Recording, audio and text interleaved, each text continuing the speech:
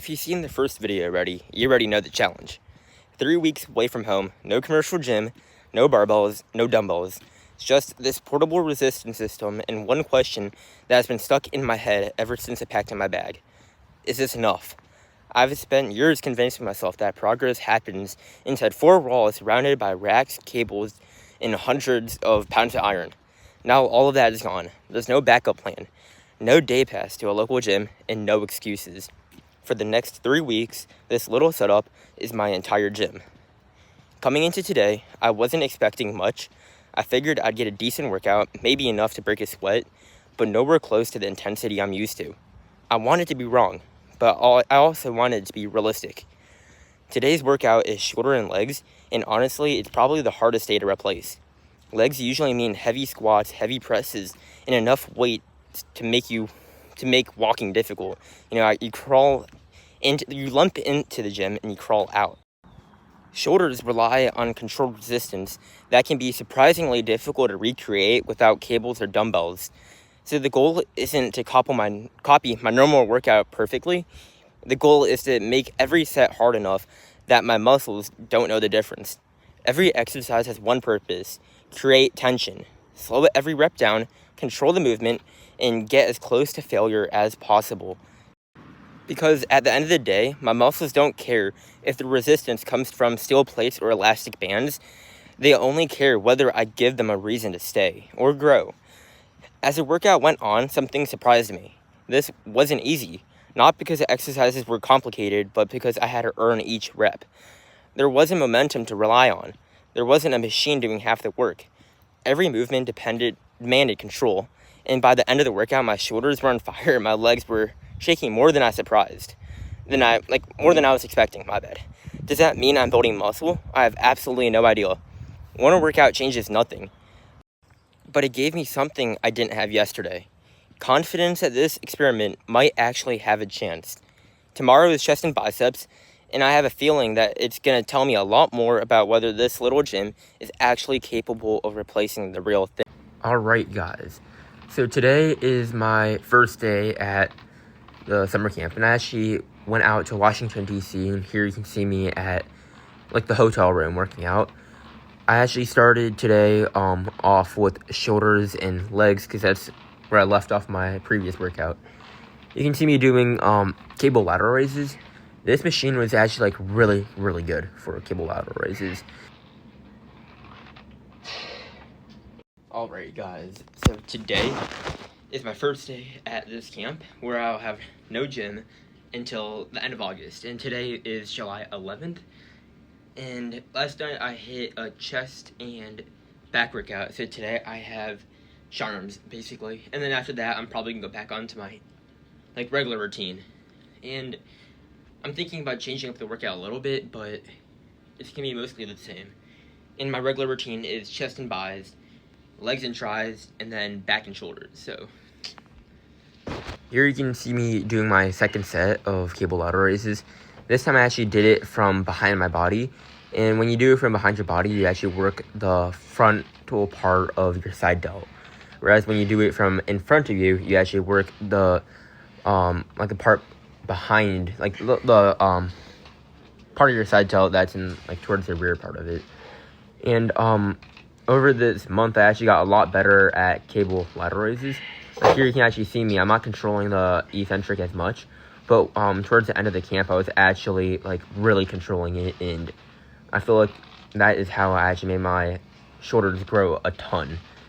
And I just got used to the machine, And one trick I learned over this camp, you can see me here. I was actually holding it on the actual, the handle. But a trick I like to do now is I actually wrap my hand inside of it so that I'm not really gripping the handle, and I can actually focus on putting all the stimulus and giving my complete stimulus all into the shoulders. Now you can see me doing front raises, and this works the anterior part of my shoulder. One cool thing here is if you stand closer to the anchor point and you have your hands pronated, it actually works the shoulder. Whereas if you stand further away from the anchor point and you have your hands supinated, it will actually work the upper fibers of your chest. Because since you're further away from the anchor point, it takes more of the tension off of your shoulders as you go up. Whereas if you stand closer to the anchor point, towards the top, it actually gets harder, and you get more resistance towards the top on your shoulder. And that's another change between chest and shoulder is supination versus pronation. Pronation is targeting for the front part of your shoulder.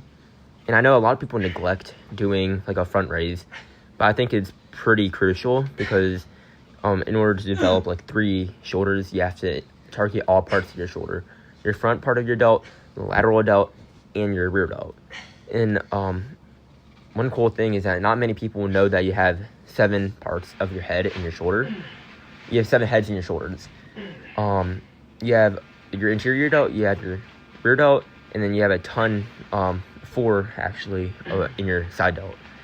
But I try to hit my shoulders in all different angles every time I work it out.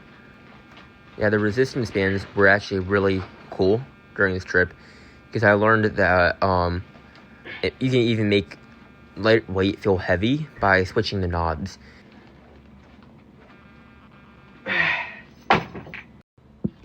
So now I'm gonna move on to rear delts. I might have to go a little bit lighter because this weight is pretty heavy, especially for rear delts, and they're a pretty small muscle group.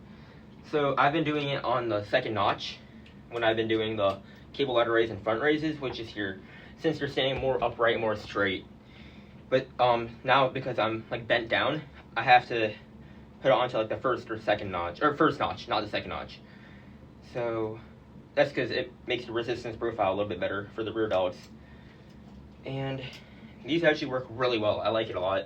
Let's go pretty light for this one. So I was doing 20s for the cable lateral raise and cable front raise.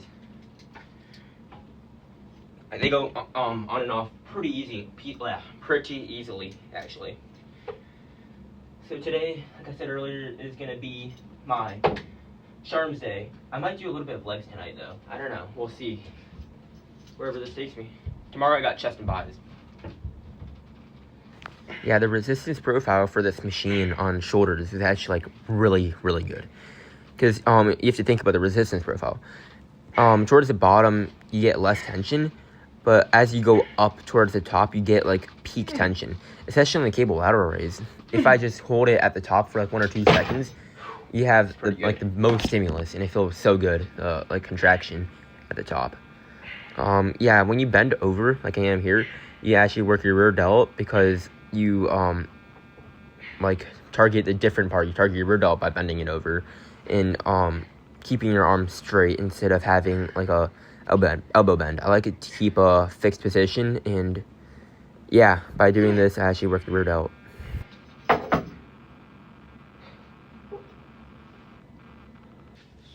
Let's do a pump check.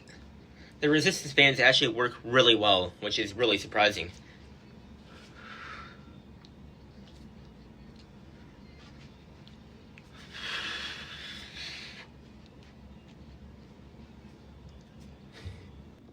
So on second thought, I'm going to be doing my shoulders and my legs tonight, because tomorrow I'm going to be doing my chest and my biceps. And then from there, we'll see what I'm going to do, but I'm probably going to be doing like a leg and triceps the day after tomorrow, and then a back day. But I for sure want to get a back day before I leave from this room, because right now I have a door anchor I can go on to. But so far, it's been a really good workout, surprisingly, with just cables for my shoulders especially. So let's go. Let's get jacked. So now you can actually see me going in isolation. So I do one arm at a time now for my rear delts. I can target each muscle and make sure that I don't have any like imbalance. I actually got better at using the machine over time, but when I did this later on, I like to make sure that my arm is straight and I'm only using my rear delt. And this, I can get such a good contraction at the top of it.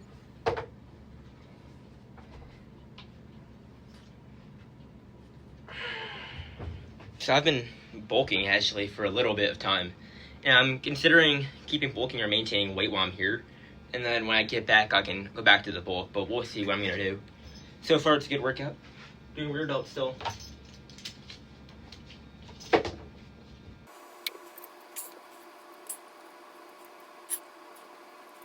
So the next exercise I'm doing is the upright row. And this just shows how, with limited equipment and just this little plate and resistance bands and a like portable barbell, I can actually get like a pretty dang good shoulder workout. This is actually basically the routine I would do at home if I have a shoulder day.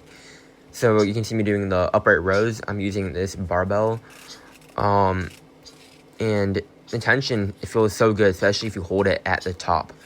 So I always like to think to lead with my elbows and drag my arm up, and this really does light up like the whole entire part of your shoulder. Now I'm doing it again in like isometric, so that I can ensure that I don't have like a muscle imbalance, and know that like one side is not like taking over the other side, and I'm using one side more than the other. And this is how I can like build a pretty like good boulder shoulders. To end off the shoulder workout, I'm doing a little bit more of front delt like stimulation with a shoulder press. And one interesting thing is that, I don't know, like it doesn't only work the front delt. Doing a shoulder press also works a little bit of the side delt as well. But you can never like have, I don't know, too much of a front delt, at least for me.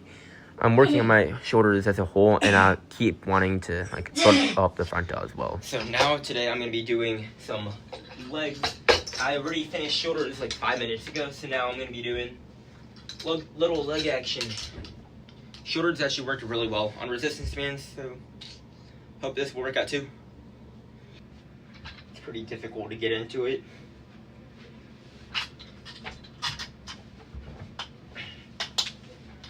So yeah, I'm starting off today's leg workout with squats, and it is a little bit difficult to do with resistance bands at first, but over time I actually figured out how to like get better form.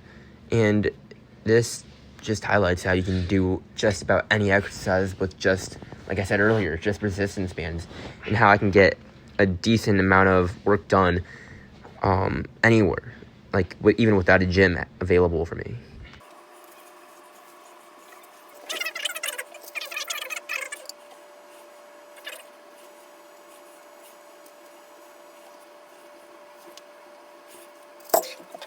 So for the next workout for legs, I'm actually going to be doing lunges. So I'm going to be doing a bunch of lunges. Like here you can see me doing my right leg, doing a bunch of lunges there first, and then after that I'm going to switch and do it to my left leg. And this actually feels like really good, and I can actually feel the lactic acid burn up in my quad. And this is just a really good quad workout right here. Yeah, I can even do leg extensions with this machine. Although it was a little bit difficult to use, I ended up getting a decent pump with it, surprisingly. And yeah, it just shows, again, I can even do leg extensions, even though it's more difficult. I do believe that my shoulder workout was actually really, really good, though, on this machine. The shoulder is, like, undefeated. But, yeah, leg extensions also work on this machine.